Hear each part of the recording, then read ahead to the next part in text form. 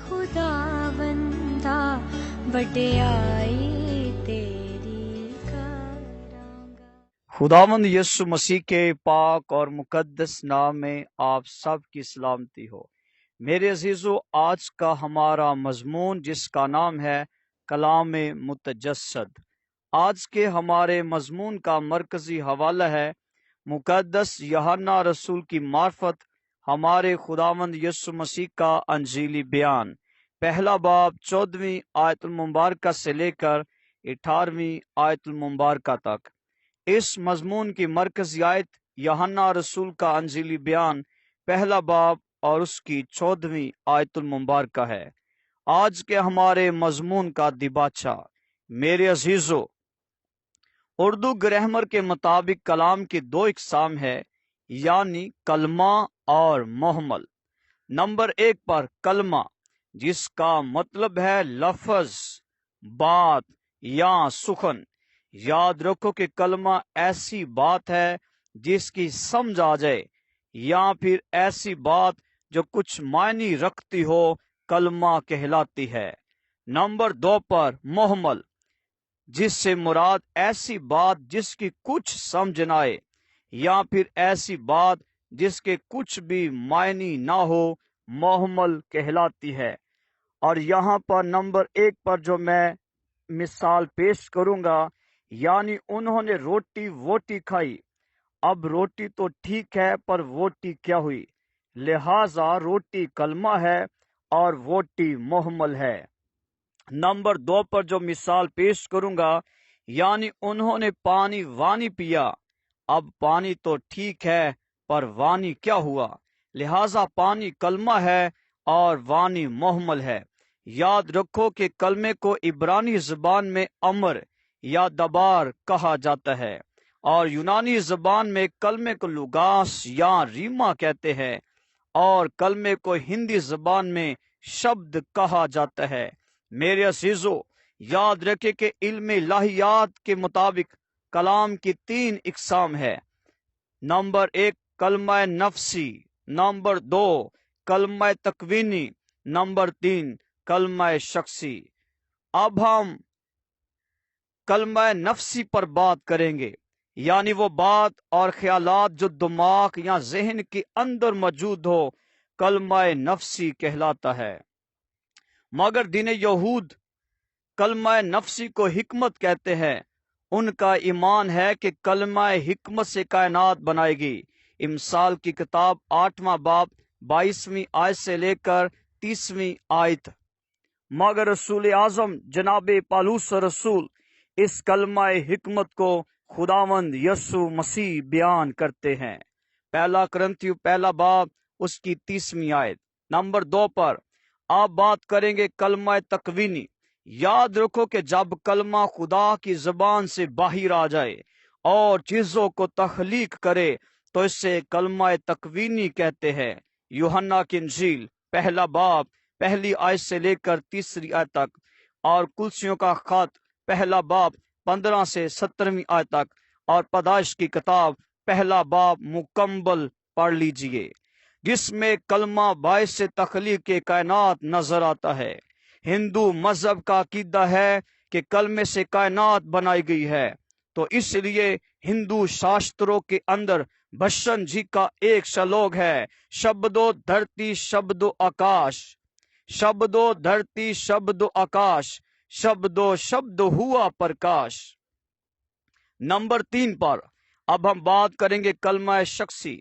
یاد رکھو کہ جب کلمہ نفسی اور کلمہ تکوینی مجسم ہو جائے تو وہ کلمہ شخصی کہلاتا ہے، یعنی ایسا کلمہ جس سے شخصیت ظاہر ہو۔ یوحنا کی انجیل 1 باب کی 14ویں آیت مبارکہ میں لکھا ہے، اور کلام مجسم ہوا، فضل اور سچائی سے معمور ہو کر ہمارے درمیان رہا، اور ہم نے اس کا ایسا جلال دیکھا جیسے باپ کے اکلوتے کا جلال۔ عزیز خدا کے لوگوں، علم فلسفہ اور علم المنطق کے مطابق کہا جاتا ہے کہ خدا روح ہے، اور روح خدا لامحدود ہے، مگر خدا یہ قدرت رکھتا ہے کہ لامحدود کو محدود میں ظاہر کرے، یعنی لامحدود چیز محدود ہو سکتی ہے۔ مگر محدود چیز لامحدود کبھی نہیں ہو سکتی، اس لیے خدا کے کلمے نے مختلف مقامات پر مختلف اشکال میں اوتار لیا، مگر مجسم یا تجسد یعنی جسم صرف ایک ہی بار ظاہر کرایا۔ اسی تعلق سے آج کا ہمارا مضمون ہے کلام متجسد۔ نمبر 1 پر جو ہمارے مضمون کا پہلے سے ہے، کلام یا کلمے کا اوتار بطور فرشتہ۔ پہلی مرتبہ خدا کا کلمہ ایک جلتی جاری میں فرشتہ بن کر ظاہر ہوا۔ خروج کی کتاب 3 باب 1 سے 9 آیت۔ نمبر 2 پر یعقوب سے کشتی کرنے کے دوران خدا کا کلام مجسم ہوا۔ خدا کا کلام ایک فرشتے کی شکل میں ظاہر ہوا۔ پیدائش کی کتاب 32 باب 22 آیت سے لے کر 28 آیت تک، اور ہوشے کی کتاب 12 باب 3 سے 4 آیت۔ نمبر 3، جلتی جاری میں خدا کا کلمہ اعلیٰ زادہ کی شکل میں ظاہر ہوا۔ دانییل کی کتاب 3 باب 24 آیت سے لے کر 25 آیت تک۔ نمبر 4، ابراہیم کے ساتھ جب فرشتے اس کے پاس آئے تو کلمہ ابراہیم کے پاس ہی رہا اور ابراہیم خداوند کے پاس کھڑا رہا۔ پیدائش کی کتاب 18 باب اس کی 22 آیت۔ کلام یا کلمے کا اوتار بطور قدرتی اشیاء، یہ ہمارے مضمون کا دوسرا حصہ ہے۔ نمبر 1، بادل کا ستون بن گیا۔ خروج 13 باب 22 آیت۔ نمبر 2 پر خدا کا کلمہ آگ کا ستون بن گیا۔ خروج کی کتاب 13 باب اس کی 22 آیت۔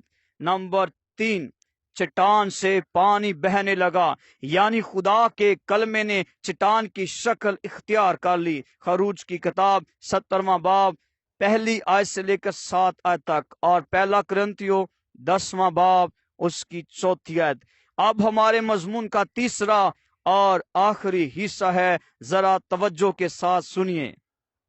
کلام یا کلمے کا انسانی اوتار، متجسد، تجسم، سارکس یعنی کلمے کا انسانی جسم میں ظاہر ہونا۔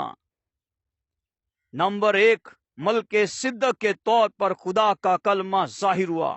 پیدائش کی کتاب 14 باب 17 سے 20 آیت، اور زبور 110 کی 4 آیت۔ عبرانیوں 7 باب 1 سے 3 آیت۔ اس میں نمبر 2 پر خدا کا کلمہ انسانی تجسم یعنی خدا کے کلمے کا جسم کی شکل میں ظاہر ہونا۔ یسایہ نبی کی کتاب 7 باب 14 آیت میں یسایہ نبی نے کہا، لیکن خداوند آپ تم کو ایک نشان بخشے گا، دیکھو ایک کنواری حاملہ ہوگی اور اس کے بیٹا ہوگا اور اس کا نام ایمانویل رکھیں گے۔ یسایہ نبی نے اپنی کتاب کے 9 باب کی 6 آیت میں بھی کہا، اس لیے ہمارے ایک لڑکا تولد ہوا اور ہم کو ایک بیٹا بخشا گیا، سلطنت اس کے کندھوں پر ہوگی اور اس کا نام عجیب، مشیر، خدائے قادر، ابدیت کا باپ اور سلامتی کا شہزادہ ہوگا۔ عزیز خدا کے لوگوں، یوحنا کی انجیل 1 باب کی 14 آیت میں خدا کا مجسم ہوا کلمہ نظر آتا ہے۔ نمبر 3 پر خدا نے اپنا خیمہ زمین پر ڈال دیا۔ آموس کی کتاب 9 باب 11 آیت، اور لوکا کی انجیل 1 باب 26 آیت سے 38 آیت تک جبرائیل فرشتہ کنواری مریم کو پیغام دیتا ہے کہ دیکھ تو حاملہ ہوگی اور تیرے بیٹا ہوگا اور تو اس کا نام یسوع رکھنا، وہ بزرگ ہوگا اور وہ یعقوب کے گھرانے پر عبدالآباد بادشاہی کرے گا۔ مقدسہ مریم نے کہا، یہ میرے بیٹا کیوں کر ہوگا جبکہ میں ایسی پاک کنواری ہوں، میں مرد کو جانتی تک نہیں، مرد مجھے جانتا نہیں، میں نے مرد کو چھوا نہیں، مرد نے مجھے چھوا نہیں، میں مرد سے نہ واقف کنواری ہوں۔ याद रखो अजीजो, ऐसी कुंवारी के लिए इब्रानी ज़बान में लफ्ज़ बतूला इस्तेमाल होता है, यानी ऐसी कुंवारी जिसकी आंखें पाक हो, जिसके कान पाक हो, जिसके होंठ पाक हो, जिसका दिलो दिमाग पाक हो, जिसका बदन जानरू पाक हो, ऐसी कुंवारी को पाक कुंवारी कहा जाता था। और पूरी बाइबल मुकद्दस जो 35,66,480 लफ्ज़ पर मुश्तमिल है, जिस किताब के 1199 अबवाब और 31,102 आयात हैं, इस किताब में एक ही कुंवारी का जिक्र है जो बिल्कुल पाक है, और इस कुंवारी के बातन में कलमा समा गया। उसने पूछा, सबब क्या मेरे बेटे होने का? खुदा के फरिश्ते ने ऐलान किया, रूहुल कुद्दस तुझ पर नाज़िल होगा और खुदा ताला की कुदरत तुझ पर साया डालेगी। इस सबब से वो मौलूद मुकद्दस खुदा ताला का बेटा कहलाएगा। अजीज खुदा के लोगों, लूका की अंजील 2 बाब 8 से 10 नोट कीजिए, और मत्ती की अंजील 1 बाब उसकी 21 आयत, जिसमें खुदा के फरिश्ते ने यूसुफ से भी कहा कि तेरी बीवी मरियम के यहाँ बेटा होगा और उसका नाम यीशु रखना, और उसका मतलब, उसके आने का मकसद अपने लोग को उनके गुनाहों से रिहाई और नजात देना है। ये बेटा, ये यीशु मसीह ना इब्ने यूसुफ है, ना इब्ने मरियम है, बल्कि वो इब्ने अल्लाह या इब्ने खुदा है। वो खुदा का बेटा है, तजस्सम हुआ कलमा है, वो जहान के लिए भी बाइस से नजात है और आने वाले जहान के लिए भी बाइस से नजात है।